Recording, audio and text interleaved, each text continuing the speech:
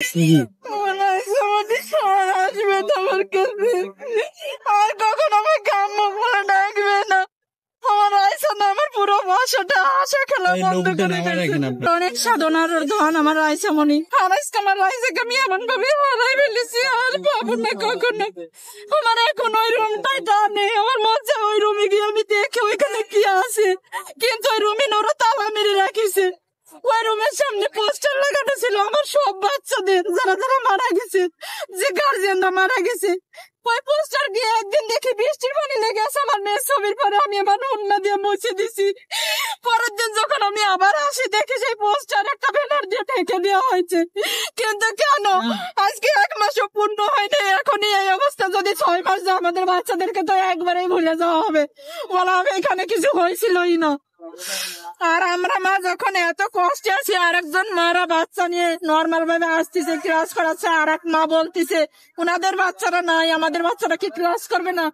কিন্তু আমার সেই মার কাছে আমার প্রশ্ন, আমি তখন তাকে কিছুই বলিনি, তাই সেই মার কাছে আমার প্রশ্ন, আপু আমার জায়গায় যদি সেদিন আপনি বসে থাকতেন আজকে আপনি কি এই কথাটা বলতে পারতেন?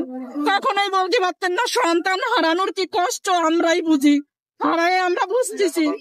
একটা সম্পদ যদি আমার ধ্বংস হয়ে যেত, 1000 গুণ কষ্ট করতাম, পরিশ্রম করতাম, আবারও সেই সম্পদ আমি গড়তাম আমার স্বামীকে নিয়ে। কিন্তু এমন সম্পদ হারাইছি কখনো আর ফিরে পাবো না, কখনো পাবো না। কিছু নিয়ে আসছি, আমার বড় মেয়ার এখানে ক্লাস করবে না, থাকবে না, কর্মীটলা বিএফ সাইনে ভর্তি হবে। ওখানেও ছোট বোন মারা গেছে এইভাবে, ওই কষ্ট সহ্য করতে পারতেছে না, এর জন্য স্কুলে আর আসতে চায় না। স্কুলে আর ও পড়বে না।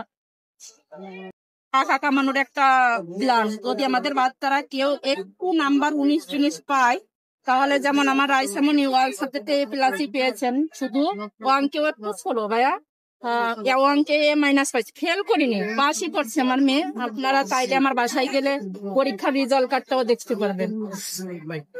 তো ম্যাডাম আমাকে, যে শামিমা মিস আমার মেয়ে রাইসামনির ফরেন টিচার, উনি আমাকে 2-3 দিন ফোন দিয়েছে। আমি বলছি দেখেন আমার রাইসা তো কোচিং করতে চাই না, আমি বাসায় টিচার দিয়ে পড়াই, আমি কেন কোচিং করাবো, আমি কোচিং করাতে চাই না আমার মেয়েকে।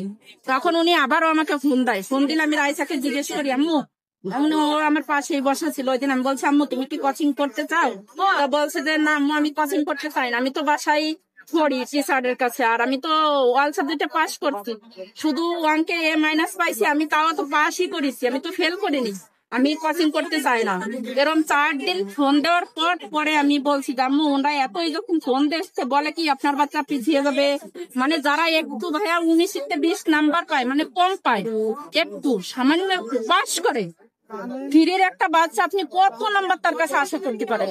সে যদি একটু নাম্বার কম পায়, বলে কি যে গার্জিয়ানদের ফোন করে বলা আপনার বাচ্চা তো পিছিয়ে যাবে, আপনার বাচ্চা তো পারবে না, আর তাদেরকে অন্য চোখে দেখা হয়, মানে একটা আর চোখে দেখা হয় তাদের। আর যারা কোচিং করে তাদের এক্সট্রা কেয়ার করে, এক্সট্রা সময় দেয়, এক্সট্রা তাদেরকে আদর করে। তখন যেগুলো বাচ্চাদের কোচিং করানো হয় না, তাদের মন ছোট হয়ে যায়। এই কোচিংটা বন্ধ করানো অনেক জরুরি। আমার আল্লাহ আমার মেয়েকে নিয়ে গেছে ভাইয়া, অ্যাক্সিডেন্ট বলেন, যা বলেন, দুর্ঘটনা বলেন, যেভাবেই হোক আমার মেয়েকে আল্লাহ নিয়ে গেছে।